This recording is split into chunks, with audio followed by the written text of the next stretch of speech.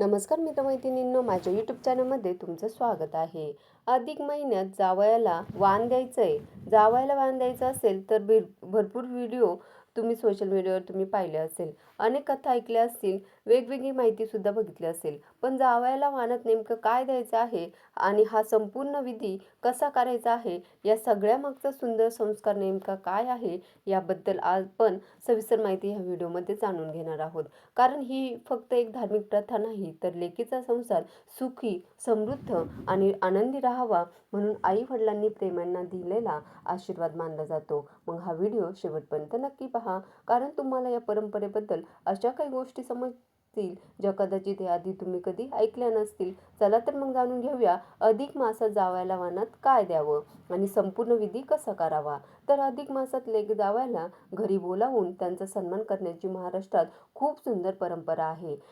जावई आणि मुलीला लक्ष्मी नारायणाचं रूप मानून प्रेमानं मान दिलं जातं. ही परंपरा केवळ धार्मिक नाही, तर नात्यातील जिव्हाळा आणि आदर व्यक्त करणारा संस्कार मानला जातो.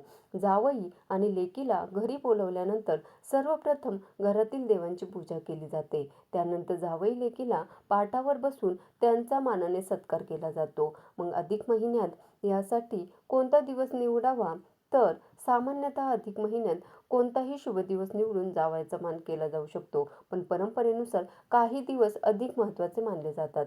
जावयाचा मान करण्यासाठी गुरुवार योग्य दिवस मानला जातो, शुक्रवार योग्य दिवस मानला जातो. अधिक महिन्यातील पौर्णिमा सुद्धा योग्य मानली जाते, कारण गुरुवार हा भगवान श्री हरी विष्णू आणि गुरुचा दिवस मानला जातो. अधिक महिना हा विष्णूंना समर्पित असल्यामुळे या दिवशी जावयाला घरी बोलावून वाण देणं शुभ मानलं जातं. शुक्रवार हा देवी लक्ष्मीचा दिवस असल्याने लेकीच्या संसारात सुख, समृद्धी आणि ऐश्वर यावं म्हणून अनेक घरात शुक्रवारी जावयाचा मान केला जातो. जर शक्य असेल तर अधिक महिन्यातील पौर्णिमेचा दिवस अत्यंत शुभ मानला जातो. या दिवशी केलेले दान, वाण आणि सत्कार अधिक पुण्यदायी मानले जातात.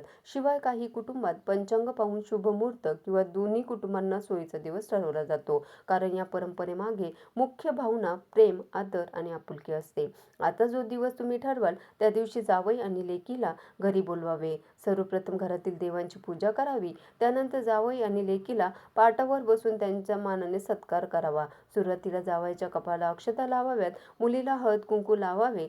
काही ठिकाणी औक्षण सुद्धा केले जातं. शक्य असेल तर आपण याच अनारसे आणि 33 दिव्यांच्या ताटाने औक्षण करावे. आता या वाणाच्या ताटात कोणत्या वस्तू असाव्या, तर प्रत्येक घरातील परंपरेनुसार वस्तू बदलू शकतात, पण साधारणपणे काही गोष्टी वाणात दिल्या जातात. 33 अनारसे, 33 कणकेचे दिवे, कपडे ज्यामध्ये शर्ट, पॅन्ट, कुर्ता किंवा धोतर असू शकते, नारळ आणि फळं ज्यामध्ये तांब्याचे, कांस्याचे किंवा चांदीचे ताट असू शकते, दिवा किंवा निरंजन, सुखामेवा, दक्षिणा, पुराणाचे धोंडे आणि खास पंचपक्वान्नाचे जेवण, तुपात बनवलेले गोड पदार्थ, विडा, सुपारी आणि मिठाई. धार्मिक वस्तूमध्ये भगवान श्री हरी विष्णूंचा फोटो किंवा अन्न वस्तू, स्टील, तांबे किंवा चांदीचे उपयोगी भांडे सुद्धा दिले जाते.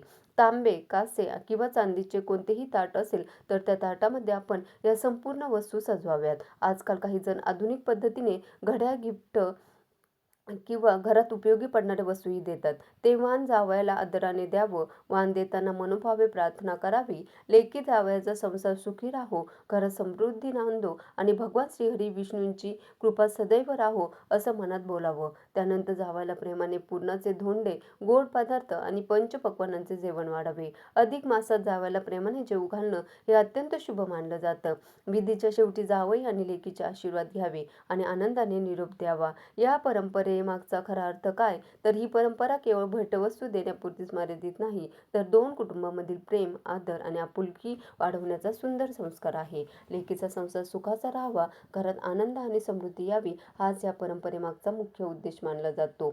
लेक कितीही मोठी झाली, तिचं लग्न झालं तरी आई वडिलांसाठी ती कायम लाडकीच असते आणि जेव्हा ती तिच्या नवऱ्यासोबत आनंदात संसार करताना दिसते, तेव्हा त्यापेक्षा मोठं सुख आई वडिलांसाठी दुसरं काहीच नसतं.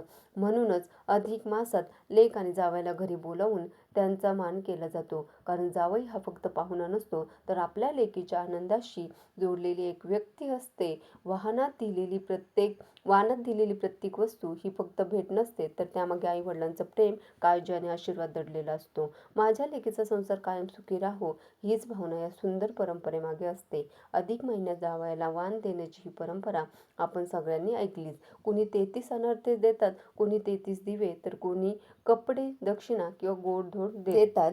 धन्यवाद.